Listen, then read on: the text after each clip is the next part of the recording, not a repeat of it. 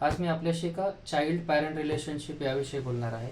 मागच्या व्हिडिओमध्ये मी आपल्याला एका मोबाईल ॲडिक्टेड मुलाचे जे मोबाईल विड्रॉल केल्यानंतर जे सिम्पटम डेव्हलप झाले होते, त्याच्यानंतर त्याच्या बिहेवियरमध्ये जे प्रॉब्लेम झाले होते त्याविषयी एक केस डिस्कस केली होती.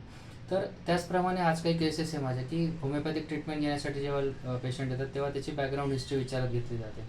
तर माझ्याकडे अशा 2-3 केसेस आहेत की ज्याच्यामुळे तुमच्या चाइल्डहूडचा म्हणजे तुमच्या लहानपणीचे काही इम्पॅक्ट होतात ना तुमच्या लाईफवर पॅरेंट्सच्या वागणुकीमुळे, त्याचा लाईफलॉंग मुलांच्या वाढीवर किंवा त्यांच्या लाईफलॉंग त्यांच्या मानसिकतेवर त्याचा परिणाम होतो आहे.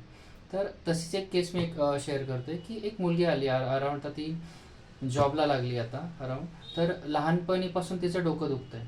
तर ती म्हटली की साधारणतः 7वीला असल्यापासून माझं डोकं दुखतं आहे. तर बऱ्याच वेळा आपल्याला, आणि तिने जे आपल्या रेग्युलर ट्रीटमेंट जे घ्यायला पाहिजे, तिला मायग्रेन डायग्नोस केलं होतं ना, मायग्रेनसाठी ज्या गोळ्या बेसिक गोळ्या त्या तिने रेग्युलर चालू ठेवल्या होत्या. तर 7वीपासून डोकं दुखतंय म्हटल्यावर होमिओपॅथीकडे जेव्हा ते पेशंट येतात तर तेव्हा आपण कॉजचा विचार करतो की 7वीपासून डोकं दुखतंय म्हटल्यावर काहीतरी कॉज तेव्हा असेल, म्हणून तेव्हापासून आजपर्यंत कंटिन्यू डोकं दुखतंय. रेग्युलर मेडिसिनमध्ये कसं होतं की तिने फक्त मायग्रेनच्या तात्पुरत्या गोळ्या घेतल्या, त्याच्याने डोकं दुखणं थांबायचं, पण ते क्युअर नव्हतं झालं.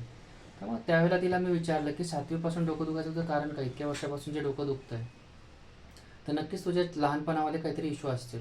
तर ज्यावेळेला तिने तिची केस शेअर केली की जेव्हा आई वडील दोन्ही जॉबला असल्यामुळे एक लहान भाऊ होता, लहान भावाची पूर्णपणे जबाबदारी तिच्यावर होती, सगळ्या रिस्पॉन्सिबिलिटी आणि घरातले कामं बऱ्याचशा गोष्टी म्हणजे ज्या तिच्या लेवलला करण्यासारखे असतील बरेचसे कामं तिला असायचे करायचे, लहान भावाची पण जबाबदारी तिच्यावर होती. तर याच्यापैकी काही गोष्टी जर केलेल्या नसतील तिने तर तिला पॅरेंट्स रागवायचे, मारायचे वगैरे, तिला थोडंसं हर्ट व्हायच्या या गोष्टी. त्यानंतर एक दिवशी तिच्याकडून घरात एक छोटीशी चूक झाली, तर त्या चुकीबद्दल पॅरेंट्सने तिला खूप मारलं. तर हे सगळं घडलं त्यावेळेला तिचं एज होतं 4थी-5वीच्या अराउंड. तर त्यावेळेपासून जे पॅरेंटल डॉमिनेशन तिला जे कंटिन्यू होतं की लहान वयात ज्या जबाबदारी अनावश्यक तिच्यावर लादली गेली किंवा खूप साऱ्या गोष्टी तिच्या मनाविरुद्ध घडल्या किंवा पॅरेंट्सचं डॉमिनेशन खूप जास्त होतं, तर ह्या सगळ्या गोष्टी ती तेव्हापासून तिला हर्ट करत गेल्या आणि तिच्या मानसिकतेवर ह्या सगळ्या गोष्टींचा परिणाम होत गेला. परिणामी तिला डोकंदुखीचा त्रास सुरू झाला. तर ज्यावेळेला अशा केसेस होमिओपॅथीमध्ये येतात ना, तर त्यावेळेला त्याची कॉज विचारात घेतली जाते. डोकं दुखतंय मान्य आहे, पण डोकं का दुखायला लागलं हे जास्त होमिओपॅथीमध्ये इम्पॉर्टंट असतं. तर त्यानुसार होमिओपॅथीमध्ये उपचार उपलब्ध आहेत आणि त्याप्रमाणे तिला ट्रीटमेंट पण उपलब्ध केलेली आहे. दुसरी एक केस आहे की असेच एक पॅरेंट्स घेऊन आले 10वीतल्या मुलाला की हा बोलत नाही, खूप राग करतो, घरामध्ये आमच्याशी काहीच कम्युनिकेशन ठेवत नाही, चिडतो खूप, शाळेमध्ये पण जातो, मुलांशी भांडणं करून येतो. तर आणि कंप्लेंट घेऊन आली होती की एक दिवशी हा अंधारामध्ये गेला आणि खूप ॲग्रेसिव्ह झाला, चिडून आला आणि घाबरला, असं कंप्लेंट घेऊन आलं. तर परत सेम कंडिशन की परत चाइल्डहूड हिस्ट्रीमध्ये आपण जातो, ज्यावेळेला असे मुलं जेव्हा डेव्हलप होतात.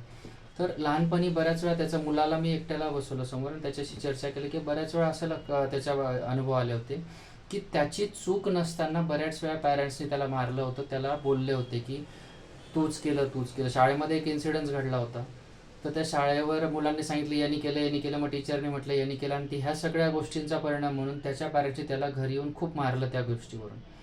तर ह्या सगळ्या गोष्टींचा राग त्याच्या मनामध्ये आज पण आहे की त्याचं बोलणं 3-4 वेळा तो एकच गोष्ट बोलला की माझी चूक नसताना मला खूप जास्त प्रमाणात या लोकांनी मारलंय, बोललंय वगैरे ह्या गोष्टी.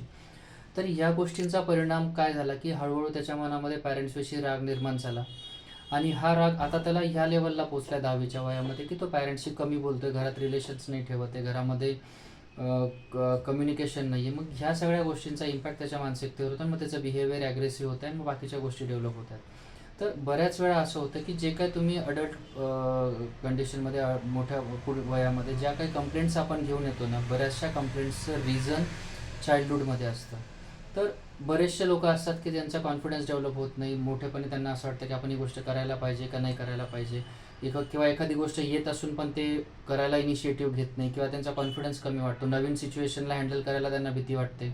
तर ह्या सगळ्याचं जर मुळाशी गेलं ना आपण, तर लहानपणामध्ये यांच्या छोट्या छोट्या गोष्टींना पॅरेंट्सने क्रिटिसाइज केलेलं असतं. बऱ्याच वेळा पॅरेंट्स छोट्याशा मुलांच्या काही क्युरिओसिटीपोटी, काही उत्सुकतेपोटी त्यांनी काही नवीन गोष्ट केली की पॅरेंट्स त्याची एकतर मजा उडवतील किंवा त्याला क्रिटिसाइज करतील किंवा त्याला ओशाळल्यासारखं होईल, त्याला एम्बॅरेसिंग होईल, असं काहीतरी रिॲक्शन देतील.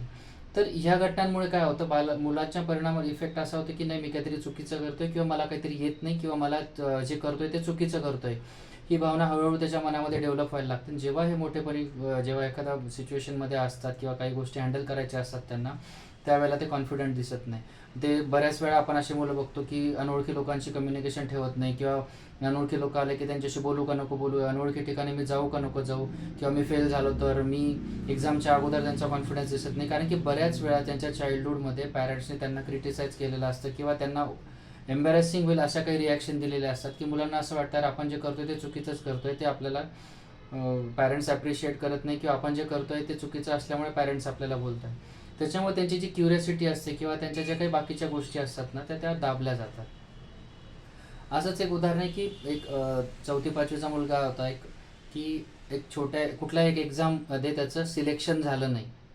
तर हार्डली 1% 2%चा डिफरन्स असेल की सिलेक्शन झालं त्या मुलांमध्ये, आणि याच्यामध्ये एवढाच फरक होता.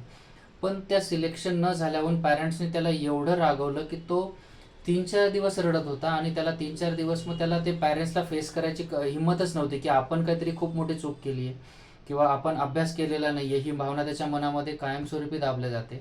आणि त्याच्यानंतर मग मोठेपणी हे मुलं कॉन्फिडन्स नसतो, किंवा बऱ्याच वेळा लहानपणामध्येच हे मोठ्या माणसासारखे वागायला लागतात. म्हणजे एक म्हणतो ना प्रीमॅच्युअर त्यांना एक मॅच्युरिटी येऊन जाते.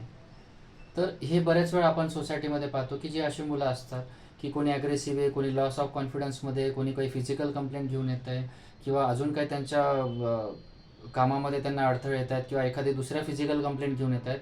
बऱ्याचशा गोष्टींचं मूळ त्यांच्या चाइल्डहूडमध्ये असतं. तर मला पॅरेंट्सला एकच सांगायचं आहे की मुलांना शिस्त लागली पाहिजे, मान्य आहे, वळण लागलं पाहिजे, मान्य आहे, त्यांनी चुकीच्या रस्त्यावर जायला नाही पाहिजे, सगळं मान्य आहे. पण त्याचा रस्ता जो तुम्ही निवडताय ना तो विचारपूर्वक निवडला पाहिजे, की जेणेकरून मुलांना एकतर अंडर प्रेशर राहतोय बा आपण घरामध्ये अशी फिलिंग नाही आली पाहिजे, त्यांचा कॉन्फिडन्स डेव्हलप झाला पाहिजे. अशा पद्धतीने प्रयत्न केला तर माझ्या मते हे जे मोठ्यापणीच्या काही फिजिकल कंप्लेंट घेऊन येत आहेत पॅरेंट्स आणि मुलं पण, तर ह्या माझ्या मते बऱ्याच अंशी आपल्याला कमी करता येतील. धन्यवाद.